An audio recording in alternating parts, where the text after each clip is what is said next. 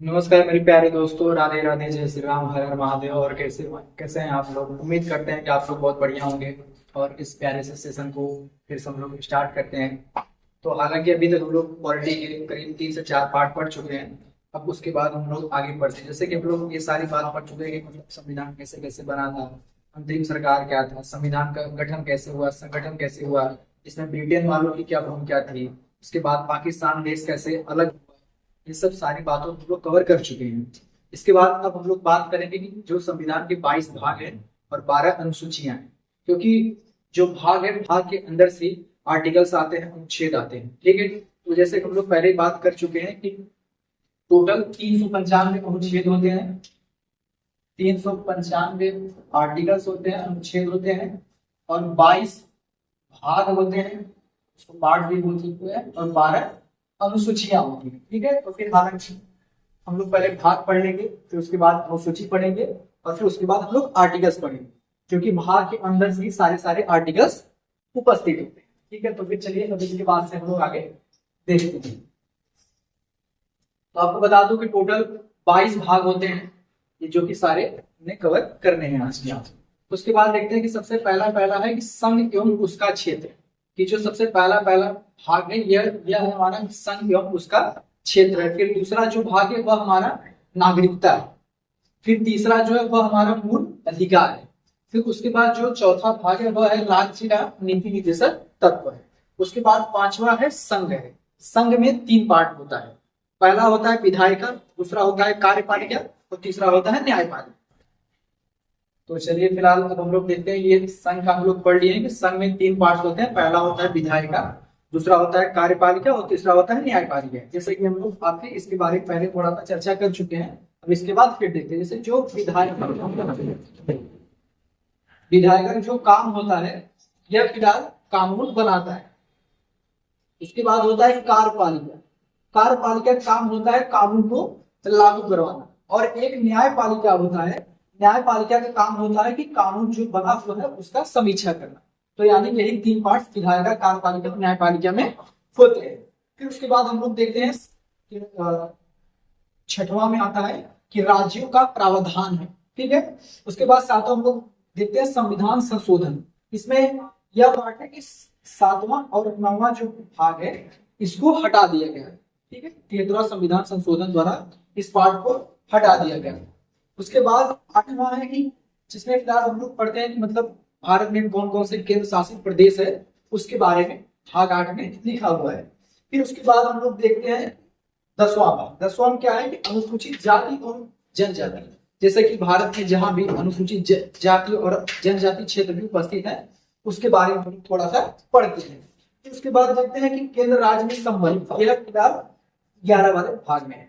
इसमें हम लोग केंद्र और राज्य के मध्य संबंध देखते हैं कि मतलब केंद्र की शक्तियां क्या होती है, राज्य की शक्तियां क्या होती है, उनमें बंटवारा किस प्रकार से होता है, उसमें विभाजन किस प्रकार से होता है। यह फिलहाल हम लोग टोटल पार्ट 11 में देखते हैं। उसके बाद हम लोग देखते हैं पार्ट 12, जिसमें वित्त संपत्ति संविदा है। जैसे कि फिलहाल भारत में जो भी हमारे फिलहाल आय होंगे, संपत्ति होंगे, उसके बारे में इसमें बताया गया है।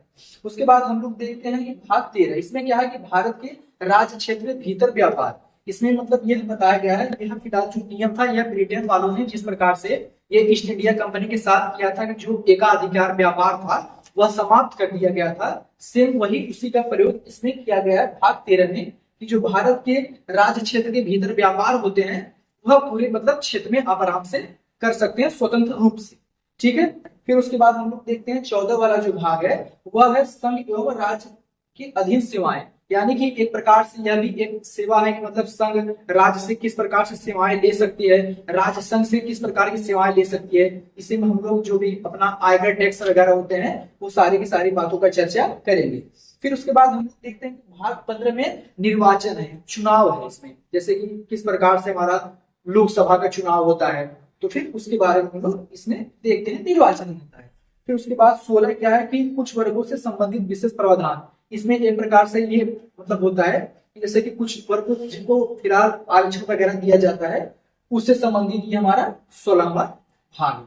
ठीक है, उसके बाद हम लोग देखते हैं कि 17वां राजभाषा, कि जैसे कि भारत में कौन कौन से राजभाषा हो सकते हैं, जैसे कि हिंदू हो गया, उर्दू हो गया, मराठी हो गया, ऐसे ऐसे सारे इसके इसमें हम लोग पढ़ते हैं, असमिया हो गया। ठीक है, उसके बाद ये भाग 18 है आपातकाल। आपातकाल मतलब यह होता है कि जैसे कि भारत में कोई भी मानवीय करण या फिर प्राकृतिक करण द्वारा कोई भी यदि दुर्घटनाएं हो रही है भारत देश के अंदर, तो फिर भारत सरकार आपातकाल लगा सकता है, जैसे कि एक बार इंदिरा गांधी के समय आपातकाल लगा था।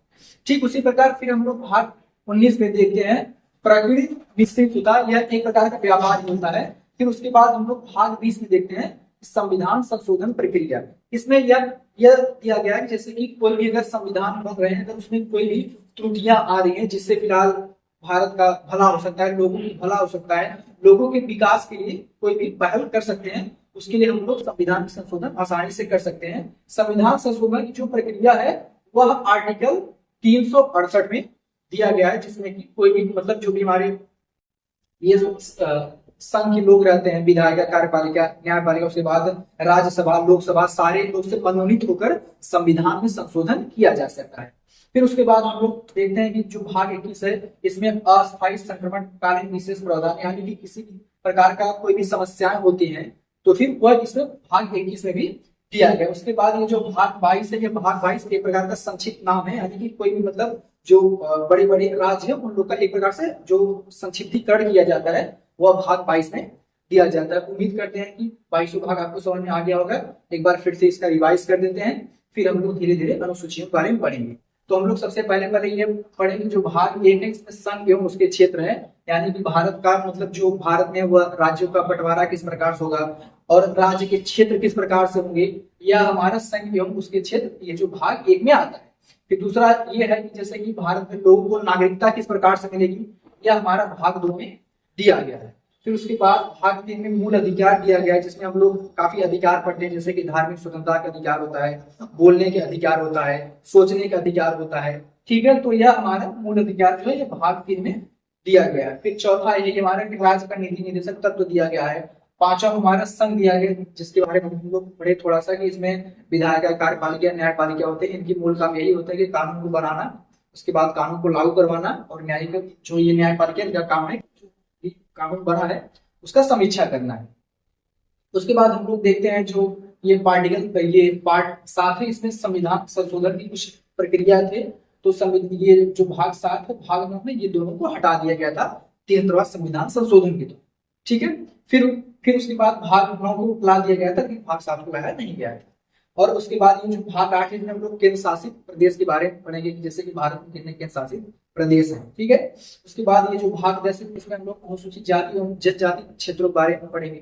उसके बाद ये जो भाग 11 इसमें केंद्र और राज्य के मध्य संबंध के बारे में पढ़ेंगे, कि मतलब केंद्र राज्य में किस प्रकार से शक्तियों का बंटवारा होता है, किस प्रकार विभाजन होता है, यह फिलहाल भाग 11 में हम लोग देखते हैं। उसके बाद भाग 12 में वित्त संपत्ति संविधाएं देखते हैं, कि मतलब किस प्रकार से भारत सरकार में वित्त मतलब जो भी पैसे आएंगे किस प्रकार से ये मतलब ये सारी जो संपत्ति वाली भूमिकाएं होती हैं यह हमारे मुख्य रूप से भाग 12 में देखे जाते हैं। उसके बाद भाग 13 में भारत के राज्य क्षेत्र के भीतर व्यापार देखे जाते हैं, मतलब प्रत्येक व्यक्ति पूरे भारत में सुचारू रूप से व्यापार आसानी पूर्वक कर सकता है। फिर इसके बाद हम लोग देखते हैं भाग 14 क्या है कि संघ एवं राज्य की अधीन सीमाएं।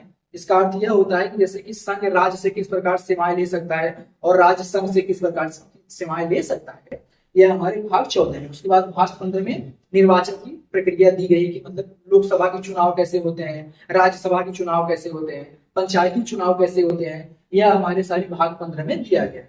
उसके बाद 16 में हम लोग देखते हैं कि कुछ वर्गों से संबंधित विशेष प्रावधान है, यानी कि जो कुछ अलग अलग जो जाति है मतलब किस प्रकार का आरक्षण वगैरह दिया जाता है, उसमें ये भाग 16 में देखते हैं। भाग 17 में राजभाषा देखते हैं।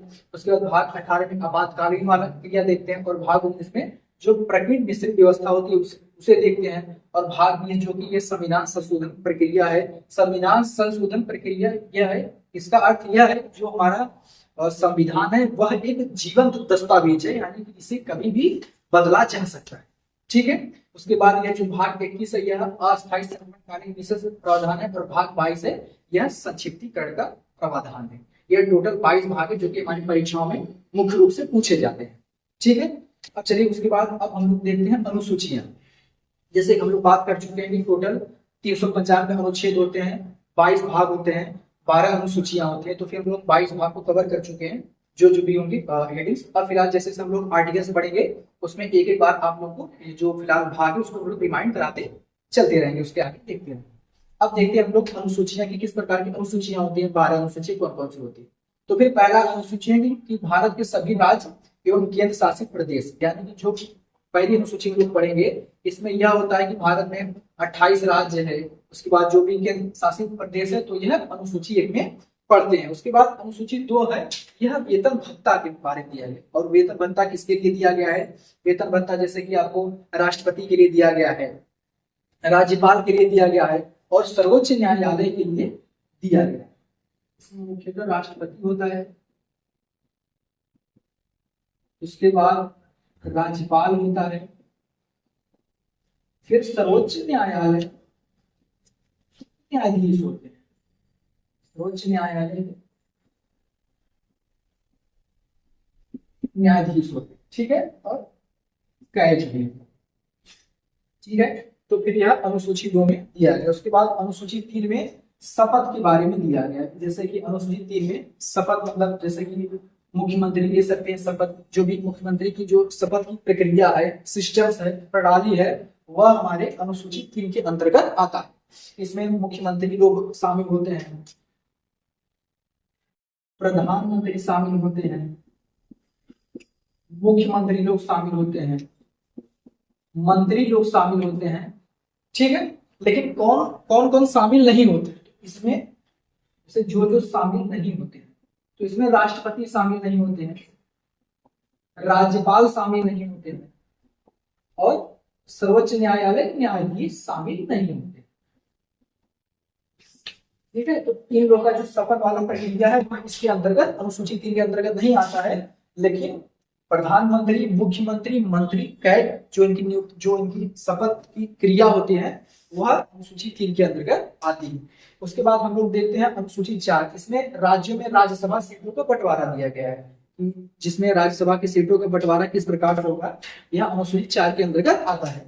फिर उसके बाद अनुसूची 5 में दिया गया है कि अनुसूचित एवं जनजाति क्षेत्रों में प्रशासन एवं नियंत्रण, यानी जहाँ भी अनुसूचित जाति एवं जनजाति क्षेत्र होंगे वहां पर जो भी सिस्टम्स होगी, प्रणाली होगी, वह फिलहाल अनुसूची 5 के अंतर्गत आता है।